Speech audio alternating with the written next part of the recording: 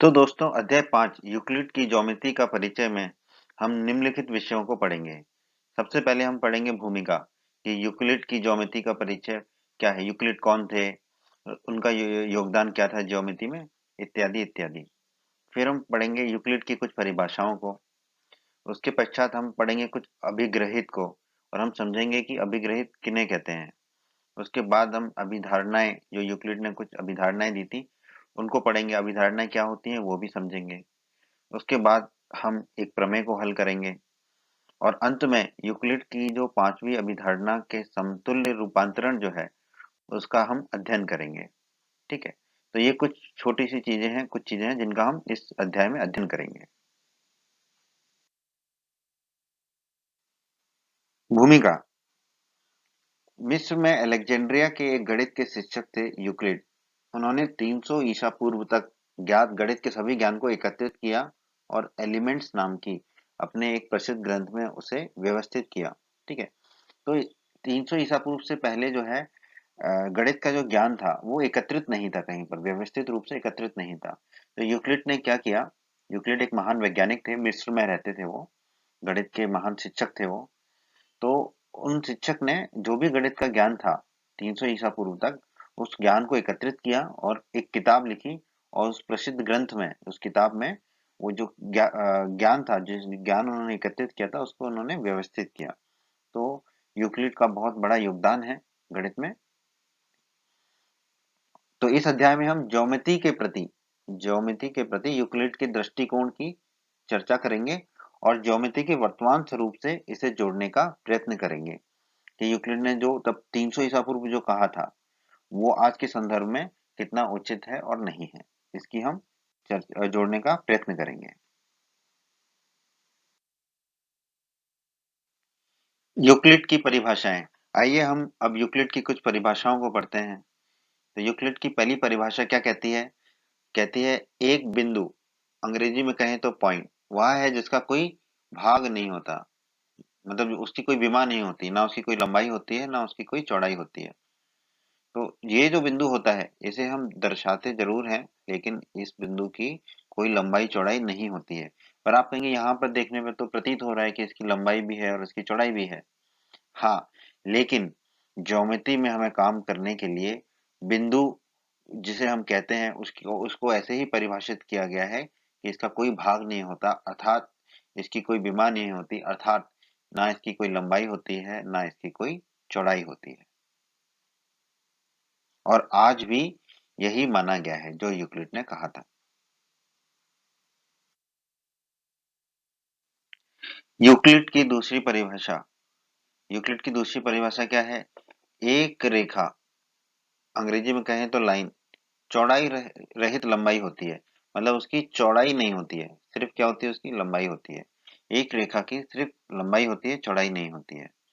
तो देखते हैं, एक रेखा है, ठीक है, तो इस रेखा की जो है सिर्फ लंबाई है, चौड़ाई कुछ भी नहीं है। ठीक है, यूक्लिड की दूसरी परिभाषा है। यूक्लिड की तीसरी परिभाषा देखते हैं। यूक्लिड की तीसरी परिभाषा क्या है? एक रेखा के सिरे बिंदु होते हैं। एक रेखा के कितने सिरे होते हैं? दो सिरे होते हैं। तो यूक्लिड की तीसरी परिभाषा, एक रेखा के सिरे जो है वो बिंदु होते हैं। देखते हैं, ये रही हमारी रेखा। अब इस रेखा के दोनों सिरे क्या है? बिंदु हैं। एक रेखा के दोनों सिरे क्या होते हैं? हमारे बिंदु होते हैं।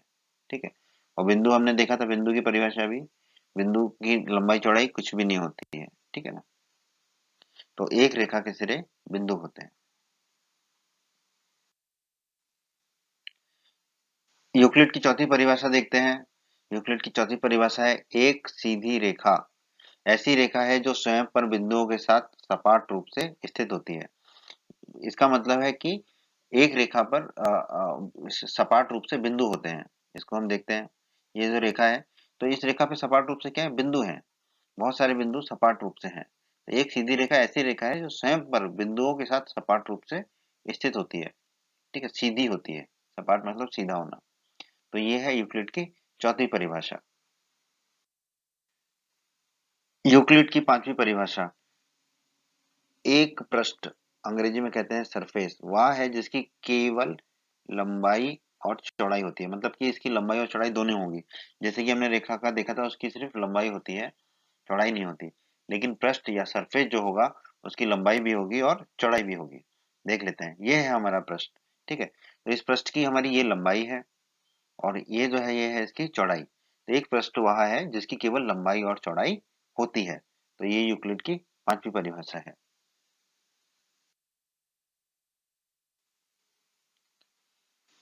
यूक्लिड की छठी परिभाषा क्या है? पृष्ठ के किनारे, अंग्रेजी में कहें तो एजेस, रेखाएं होती हैं। ठीक है, अभी हमने देखा था पृष्ठ क्या होता है जिसकी लंबाई और चौड़ाई है, तो ये हमारा पृष्ठ हो गया। अब इस पृष्ठ के जो किनारे हैं वो क्या होती है? रेखा होती है। देखो ये लंबाई वाली रेखा हो गई, ये जो किनारा है ये क्या हो गई? हमारी एक रेखा हो गई। उसी तरह दूसरा किनारा, ये भी क्या हो गई? रेखा हो गई। ठीक है, तो पृष्ठ के जो किनारे हैं वो क्या होती हैं? रेखाएं होती हैं। तो ये यूक्लिड की छठी परिभाषा है। यूक्लिड की अगली परिभाषा पढ़ते हैं। घबराइए नहीं दोस्त, ये यूक्लिड की हम आखिरी परिभाषा पढ़ रहे हैं, सातवीं और आखिरी।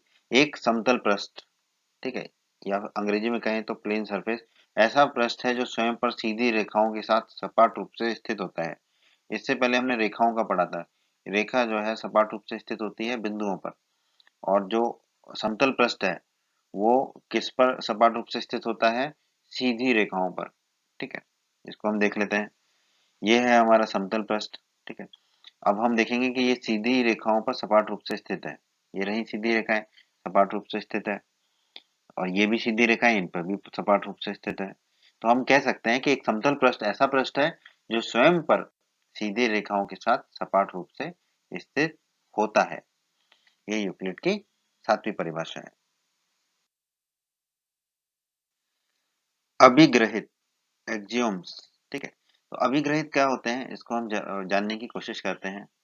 यूक्लिड ने कुछ गुणों को बिना सिद्ध किए सत्य कथन मानने की कल्पना की। ये कल्पनाएं वास्तव में स्पष्टता सर्वव्यापी सत्य थे। ठीक है, तो हर चीज को सिद्ध नहीं किया जा सकता। ठीक है, जैसे कि शून्य में एक जोड़ेंगे तो एक मिलेगा।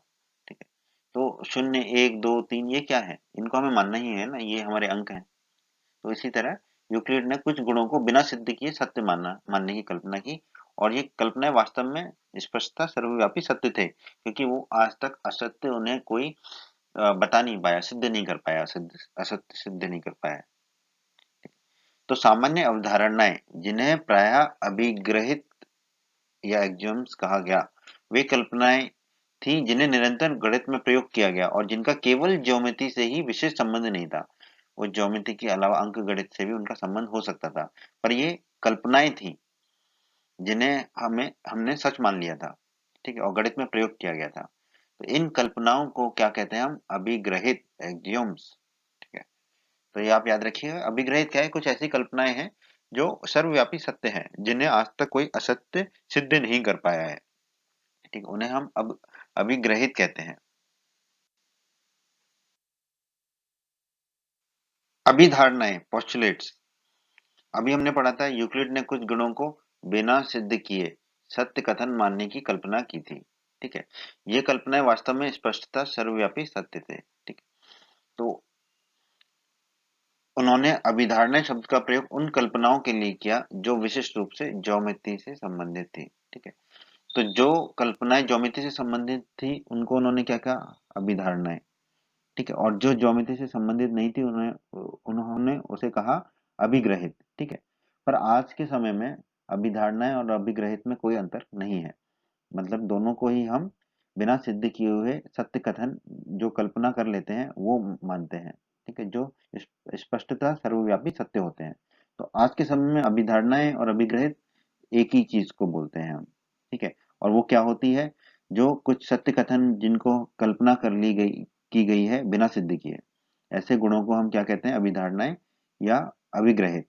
लेकिन अगर हम यूक्लिड के शब्दों में कहें तो अभिधारणाएं ज्योमेट्री से संबंधित है और अभिग्रहित जो है ज्योमेट्री के अलावा संबंधित है। ठीक है, तो ये थोड़ा सा अंतर है यूक्लिड के अनुसार।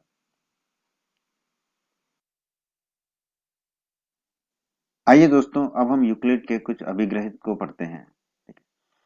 तो पहला अभिग्रहित क्या कहता है? वे वस्तुएं जो एक ही वस्तु के बराबर हो, वो वस्तुएं एक दूसरे के बराबर होती हैं।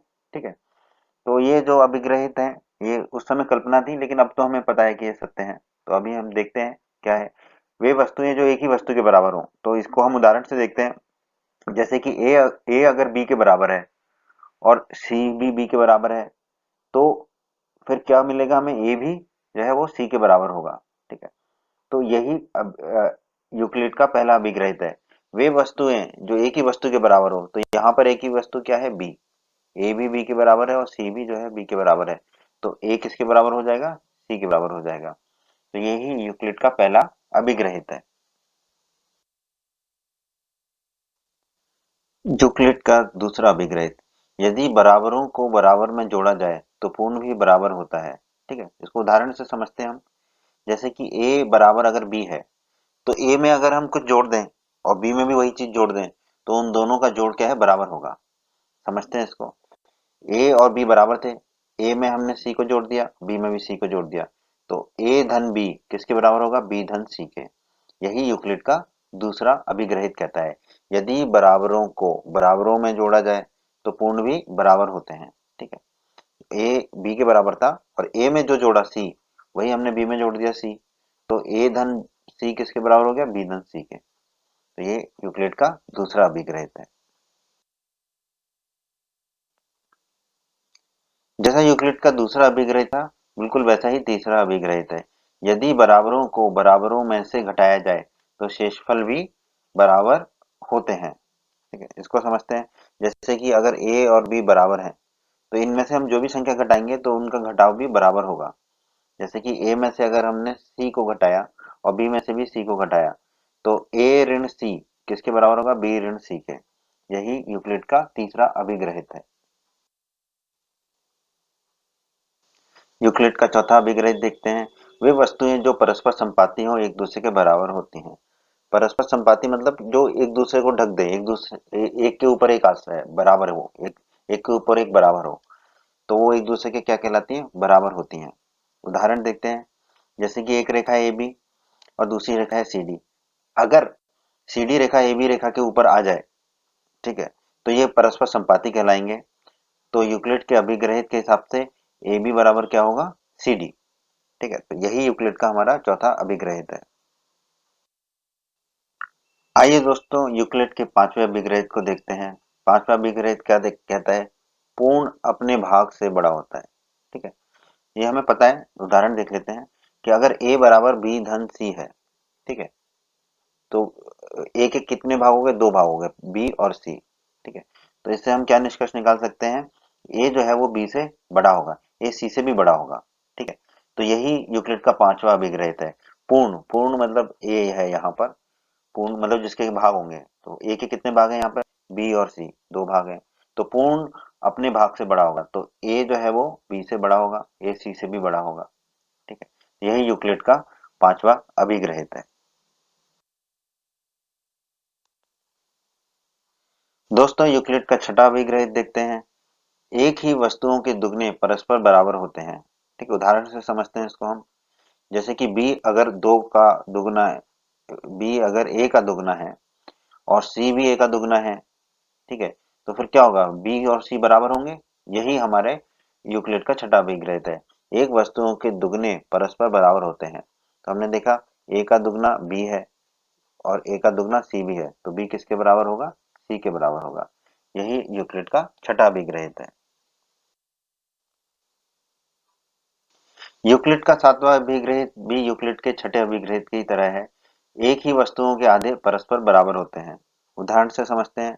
जैसे कि ए का आधा अगर बी है और ए का आधा अगर सी भी है, तो बी बराबर क्या होगा, सी होगा, क्योंकि बी भी एक आधा है और सी भी एक आधा है।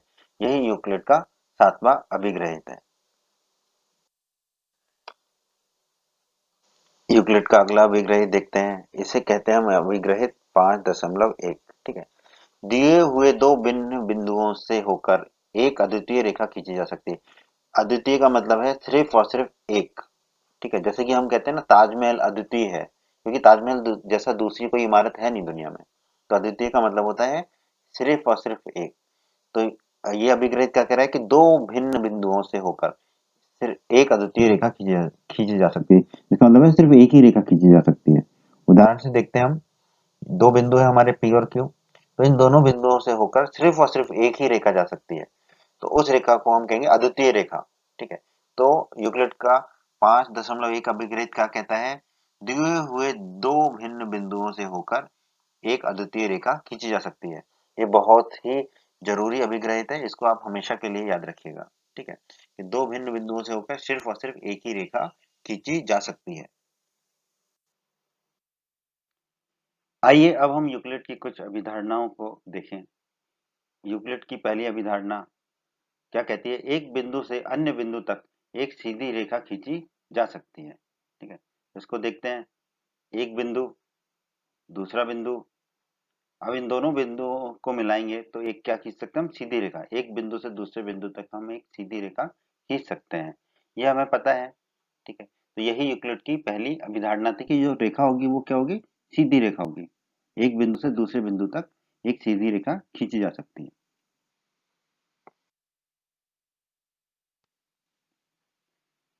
यूक्लिड की दूसरी अभिधारणा, एक शांत रेखा, या इसे रेखाखंड भी कहते हैं हम, टर्मिनेटेड लाइन को अनिश्चित रूप से बढ़ाया जा सकता है। ठीक है, तो देखते हैं, पहले देखते हैं शांत रेखा किसे कहते हैं। तो ये है हमारी शांत रेखा जो एक जगह से शुरू होती है और दूसरी जगह पे खत्म होती है। तो यूक्लिड की अवधारणा क्या कहती है कि इसको हम अनिश्चित रूप से बढ़ा सकते हैं। तो हम अनिश्चित रूप से इसको किसी भी तरफ बढ़ा सकते हैं, बाईं तरफ भी बढ़ा सकते हैं और दाईं तरफ भी बढ़ा सकते हैं और दोनों तरफ भी बढ़ा सकते हैं। यही यूक्लिड की दूसरी अभिधारणा है कि एक शांत रेखा को अनिश्चित रूप से बढ़ाया जा सकता है।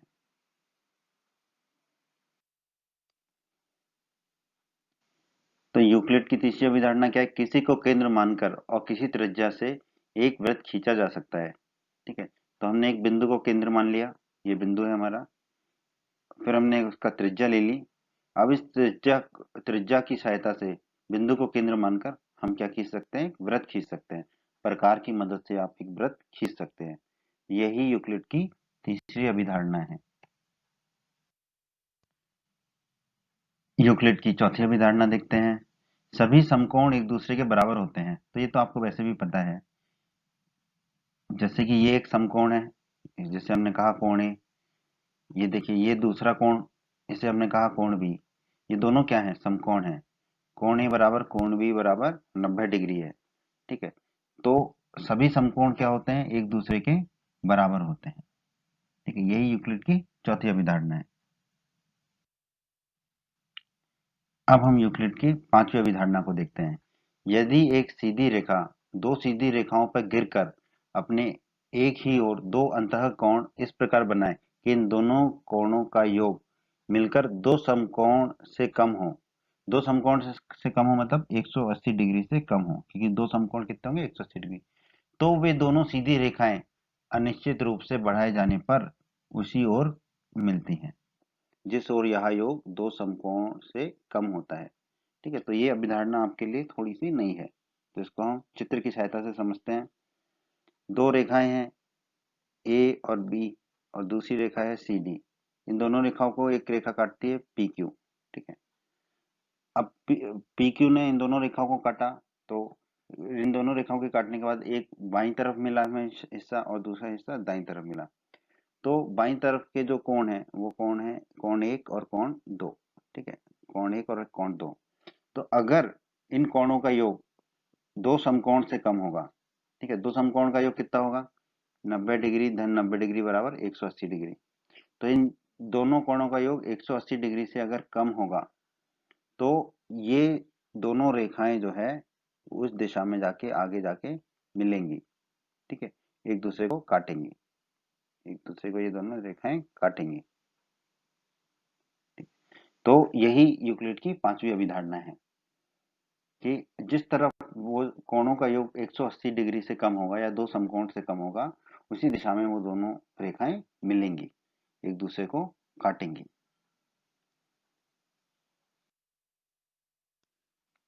दोस्तों, अब हम देखते हैं यूक्लिड की पांचवी अभिधारणा जो भी हमने पढ़ी है उसके समतुल्य रूपांतरण। यूक्लिड की पांचवी अभिधारणा के परिणाम स्वरूप यदि दो रेखाओं पर गिरने वाली रेखा एक ही ओर के दोनों अंतःकोण का योग 180 डिग्री के बराबर हो तो दोनों रेखाएं कभी भी प्रतिच्छेद नहीं कर सकती।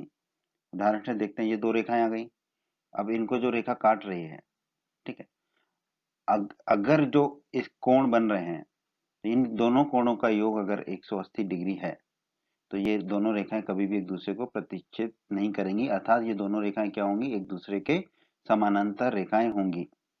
ठीक है। और अगर एक तरफ के कोणों का योग 180 है, तो दूसरी तरफ के कोणों का योग भी 180 ही होगा। तो इसका मतलब है कि ना तो वो रेखाएं एक दूसरे को बाईं तरफ काट पाएंगी, ना ही दाईं तरफ काट पाएंगी। तो अगर दो रेखाएं एक दूसरे को नहीं प्रतिच्छेद कर रही हैं, काट रही हैं, तो वो दोनों रेखाएं क्या होती हैं, समानांतर रेखाएं कहलाती हैं। यही यूक्लिड की पांचवी अभिधारणा के समतुल्य रूपांतरण है। इस अध्याय में एक प्रमेय है, प्रमेय 5.1। ये प्रमेय क्या कहती है, दो भिन्न रेखाओं में एक से अधिक बिंदु उभयनिष्ठ नहीं हो सकते। उभयनिष्ठ मतलब एक दूसरे को काट नहीं सकते। ठीक है, तो दो भिन्न रेखाओं में एक बार तो वो काट लेंगी दोनों रेखाएं अपने आप को, पर एक से अधिक बार नहीं काटेंगी। तो उनमें सिर्फ एक ही बिंदु उभयनिष्ठ होगा, एक से अधिक नहीं होगा। एक तो होगा पर एक से अधिक नहीं होगा। ठीक है, तो अब हम इसे सिद्ध करते हैं। हमने यहाँ पर दो रेखाएं मान ली, एल और एम। ठीक है, थोड़े समय के लिए हम यह मान लेते हैं कि दोनों रेखाएं दो बिंदुओं पर काट रही हैं, एक दूसरे को प्रतिच्छेद कर रही हैं। वो बिंदु हैं पी और क्यू। ठीक है, इस प्रकार दो भिन्न बिंदुओं पी और क्यू से होकर जाने वाली आपके पास दो रेखाएं हैं, एल और एम। परंतु हमने अभिग्रहित 5.1 में पढ़ा था कि दो भिन्न बिंदुओं से होकर केवल अद्वितीय रेखा खींची जा सकती है। अद्वितीय मतलब सिर्फ और सिर्फ एक ही रेखा खींची जा सकती है। तो वो रेखा या तो एल होगी या एम होगी। तो हम कह सकते हैं, इससे निष्कर्ष निकाल सकते हैं कि दो भिन्न रेखाओं में एक से अधिक बिंदु उभयनिष्ठ नहीं होगा। यही हमें सिद्ध करना था। तो ये प्रमेय को हमने ऐसे सिद्ध कर दिया। इस तरह की बहुत सारी प्रमेय आएंगी दोस्तों, अगले अध्यायों में पढ़ेंगे और सिद्ध करेंगे। तो ये अध्याय बहुत ही आसान है दोस्तों, और आपको समझ आया होगा उम्मीद करता हूँ। और अब आपको परिचय पढ़ने के बाद इसकी प्रश्नावलियों को हल करने में बहुत मदद मिलेगी।